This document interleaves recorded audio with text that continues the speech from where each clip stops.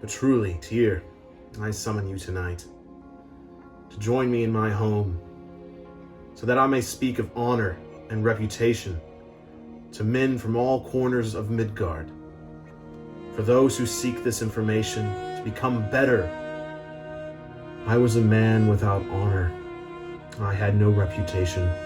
I had no identity. The gods found me, and now I have grown. And now I'm becoming the person I'm meant to be. I'm becoming the man I'm meant to be. When thinking of gods, I thought of no better god than you, Tyr. Of course, I thought of Thor, the Thunderer.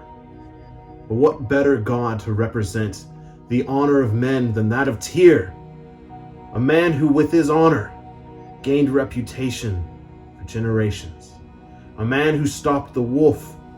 A man who sacrificed so much for the greater good. For that is what it means to be a man, and what it means to have honor, to live with a reputation. Tyr, for tonight, I have brought you mead. If you choose to join me in my home, and join me on this quest for reputation, on this quest for honor, I have this gift for you. I hope you enjoy, and I thank you for your time. This will be the first time we meet. For a long time, I did not think I was worthy to meet you, for I had not sacrificed enough yet. But even the god of Odin, the god I follow the most, knows of sacrifice. And you too have given for the good of us all. Tyr, thank you. Tyr, I ask for your guidance.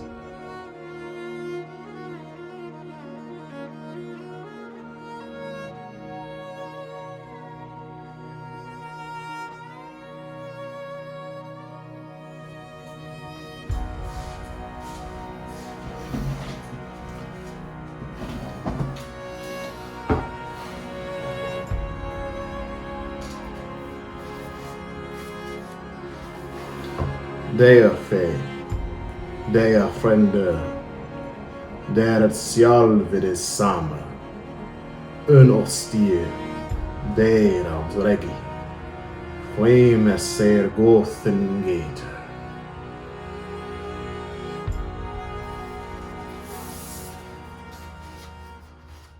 Cattle die, men die. You yourself will also die. But I know one thing that never dies, and that is one who wins a good reputation. So why have I chose to start with stanza 76 of the Havamal in Old Norse? Well, because Old Norse is badass. But also I feel like it bears more weight.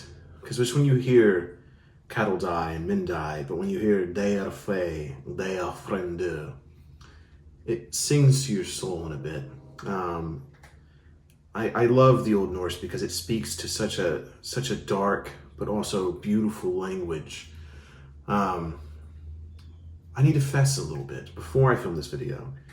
I filmed the whole video before it, and I rushed home. I knew I wanted to talk about honor and reputation, and so I came home, I ate dinner, I scarfed it down, I ran outside, and I filmed an entire video. And it just didn't feel right. I felt like I rushed. I feel like I didn't say what I really wanted to say. I feel like I rambled, and it wasn't good. But yet I still ran inside, and I just started editing. And I started thinking, I'm like, this isn't what I am. Who I am is someone that cares for the process of making these videos. I care for actually praying and actually giving to the gods before I make these things. Because the prayer I showed you at the beginning didn't exist at first. And I had to stop myself. And I was like, I need to give to Tyr. I even knew I needed to. I needed to start this video right. I needed to start it properly. And I wasn't going to do it. And even when I sat down to give the offering, I wasn't genuine. At first I was, just doing it because I had to do it. But that's not me. That's not why this channel exists. I'm glad I did, because now I'm refilming it. I've done it properly. I've given an offering to Tyr. I felt him. And I feel like I'm ready to talk about this subject, because this is a very hard subject for me to bring up. Because it's something I haven't really talked about on this channel yet. And yes, I've wanted to talk about honor and reputation and oaths and the importance of those things for a while now, because it's something that is so important to me and so important to this faith. But I want to talk about it in the context of men and men's health. Now, I'm not saying that these aren't important traits for women as well. These are important traits for everybody. I think everyone should be honorable and everyone should seek reputation and carry out their oaths. But I think this is something that is exceptionally important for men, because I think it's something that I was missing, and it was something that I was craving, and I didn't know it. And I feel like in the modern society, in the modern climate of the world, men aren't allowed to work on themselves, or aren't allowed to, grow and become stronger mentally and spiritually. I feel like it's just something that's not very encouraged. And I say that as someone who grew up as a man in this modern society and modern climate. I feel like, we're not encouraged to explore what it is to be a man, because we're so afraid. We fear, becoming what others were, because men have let us down. Men have let the world down, and they still do. But it's time for us to reclaim that. It's time for men to become men again. And I think, I look at the generations. I look at my grandfather. My grandfather is a salt of the earth man. He worked in a steel mill for 35 years. In fact, both of my grandfathers worked in steel mills for almost all their entire of their lives. But my grandfather, who's still alive on my father's side, taught me a lot. And he taught me the importance of honor and reputation, unlike anything society could teach me, unlike anything that school could teach me. We need these strong mentor figures. We need these strong men in our lives to show the new generation what it takes and the sacrifices men have to make in order to protect those they love, but also in order to achieve things they want in their lives. And this is the last time I say it, because it's, this is a hard subject.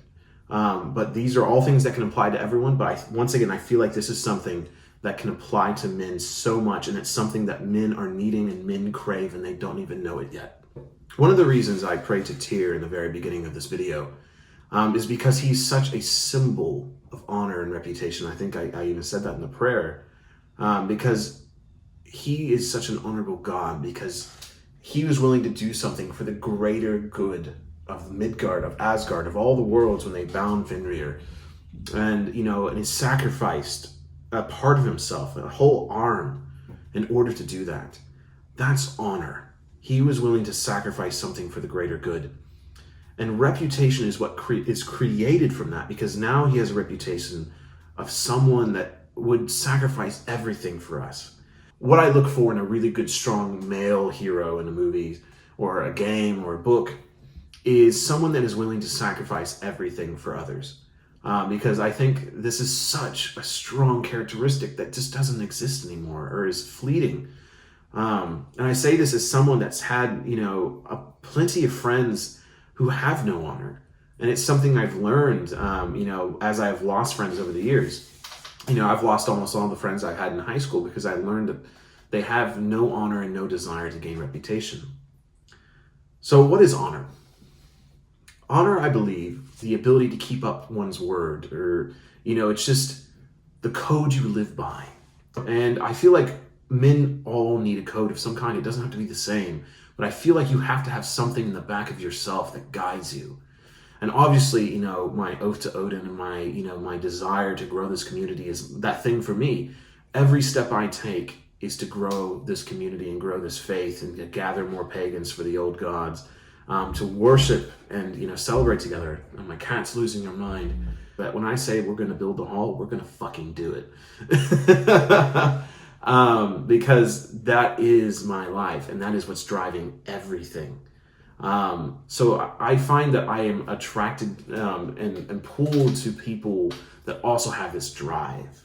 And I talked to many of you, through the wisdom of Odin, and it's so exciting to speak with people that have the same drive and the same passion. And that's something I think men need again in this world. Because when you have that drive and when you get results and you actually do what you're going to do, and when you say something, you just do it, that's when you get reputation. And going to my grandfather again, everyone knew him. He worked in a factory. He worked at a steel mill, along with hundreds, if not thousands of others. But people knew who Don was. People knew him, and they respected him in the community. He was a very stern man. And but it's funny because when I brought up my faith to him, because I knew he wasn't Christian, it turns out he's actually into shamanism and actually into like Native American teachings, and because he's more closely related to that line, because his grandmother was full-blooded Cherokee, and he was so attracted to that. And then he knew when I was born. He told me this a few months ago, and he was like, "When you were born, I knew you were going to be different. I knew there was a spiritual connection between you and the universe." And he's like, when your father was born, I never felt that, but when you were born, I knew it. And it's like, this is the salt of the earth guy who has told me countless stories of him, holding people at gunpoint because they threatened friends, and and holding up his honor and his reputation and his name, talking to me about spiritual connections and deities and all this stuff. And that was just so cool. And when you have reputation, when you've built a reputation for yourself, you surprise people, when you bring up things like, "Oh, I'm a shaman. I practice shamanism." You're like, "What?" So moving on to the last subject I wanted to talk about, and that's keeping us in check, and keeping our friends, our bros, our best friends in check when they are doing something dishonorable, or when they're going against their reputation, that they're going to hurt their reputation. A great example is if you're out with your friends drinking and one person's had too many drinks. We've all been there. And I've noticed now that people aren't watching each other's backs. No one's wanting to tell their friends, "Oh, you've had too much to drink," because either it's funny or they just don't care. But I know when I go out with my best friend in town, he's got my back. If I drink too much, he's going to pull me aside, smack me in the face and say, "Hey, you drank too much. You got to cool off." Or if I try to get behind the wheel of a car, which I definitely wouldn't do that, he would stop me. And I'm the same way with him, But when I look back at the friends I've had through the years, I realize there's people that would have never done that for me. Crap, I need the Havamal. Okay, so I was literally just highlighting this part, actually. So there's a really great passage. Let's see, where is it? Here it is. Okay, so Havamal, stanza 25. "An unwise man thinks anyone who laughs with him is his friend. But he won't find these friends when he goes to court. No one will speak on his behalf." And I literally just, I remember highlighting that because that's so true. You really have to think, who are your real friends? Who really has honor? And I have found that if someone doesn't have that honor or that code they follow, I don't tend to let them into my life. I'll be buddies with about anyone, I've been friends with about everyone I've worked with. But when they come to like, "Hey, let me come hang out at your house," I'm like, "No." And it's like, it's not being rude. It's just, it's the truth. Like, you're not an honorable person. I don't trust you. I'm not welcoming you into my home. But also, like, it's all wrapped into that. Once you have this honor code and you start gaining a reputation as someone that only lets in people who are true to themselves, they want to strive to be better. When I tell people, because I feel like people are just so used to everyone being such an open book nowadays. And I'm not an open book. I'm more with the pagan community and, my brothers and sisters on here. But when it comes to, people I just meet at work or, just out and about, I'm not very open with them. And they have to work hard to get inside of my personal circle. And I feel like, especially with the digital age, we're so eager to let people into our personal lives, or it's so easy for them to get in. We have nothing to ourselves.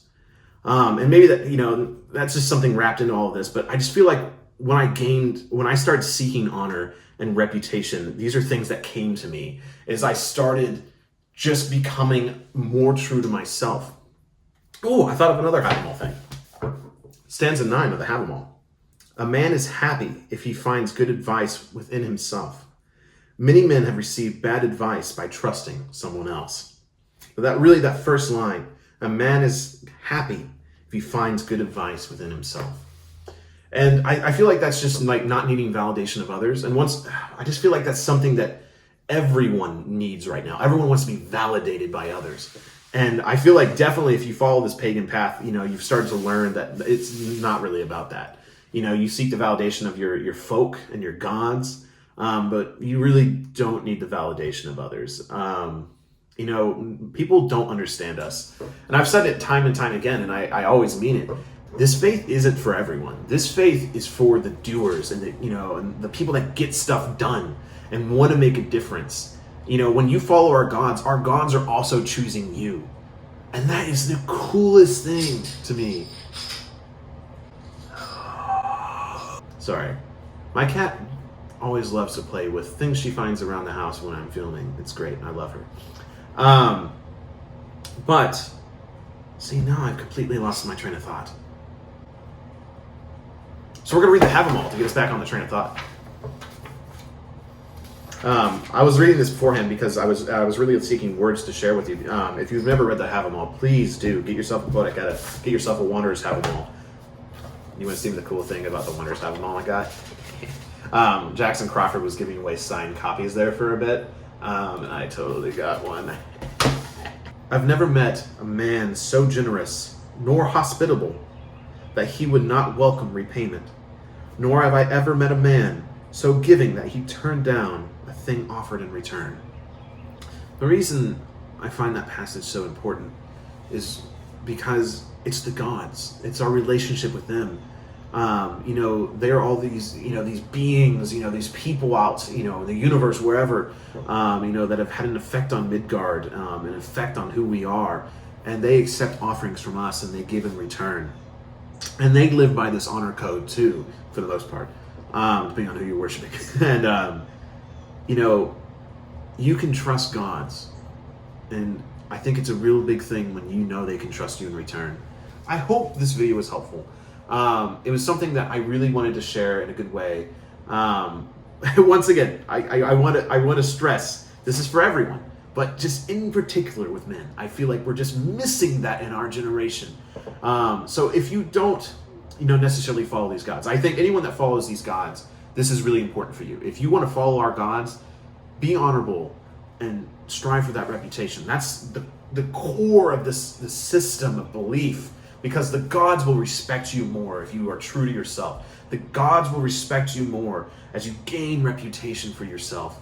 Who doesn't want a good reputation in their society? Who doesn't want to live by a code? Because that gives you purpose. Keep to your word, keep to your oaths. Live like Tyr, live like Odin, live like Thor, live like our gods, emulate them, and you'll be so surprised what happens. But until I am able to raise those pillars and put up those stones, Skal.